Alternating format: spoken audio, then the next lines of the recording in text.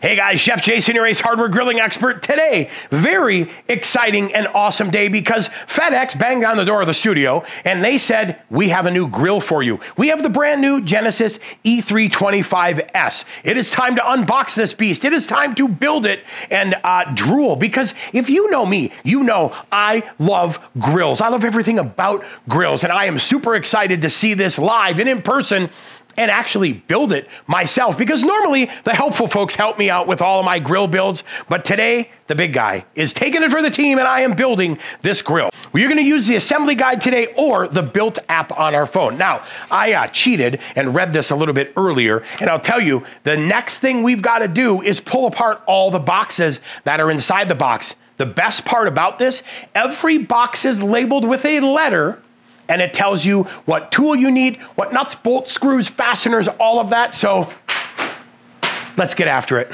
Go ahead and grab the Built app and your owner's manual. You pick what you're gonna use, but it's time to build the cabinet. So we start off with the side. Next thing you know, we're gonna add some of those side panels in there, giving this cabinet definitely a lot of rigidity. Hey, this is the foundation or the base of that grill. We wanna make sure it is built well. Now we add the back panel to the cabinet, really closing this in. I'll tell you what, I love it too. It's all metal fasteners. It is definitely solid. Flip this guy over.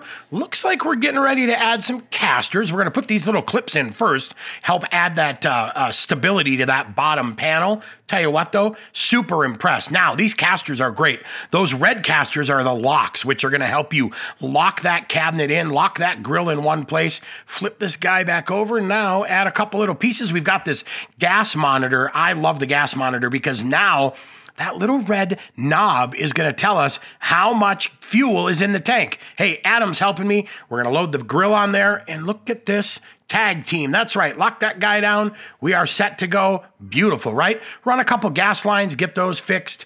Now it's time to run the auto ignite system and get that down there. We've got batteries. Ooh, side shelves. Love these side shelves. They are huge. We have so much space to do prep on the side shelves. It's absolutely awesome. Now we're gonna add that front panel on there, making it look all beautiful. We get the igniter plugged in. Now we're adding, oh, look at that, those beautiful doors. Now we'll add the thermometer to the lid, getting that all secured. Ooh, beautiful shiny knobs. Look at that, I love it.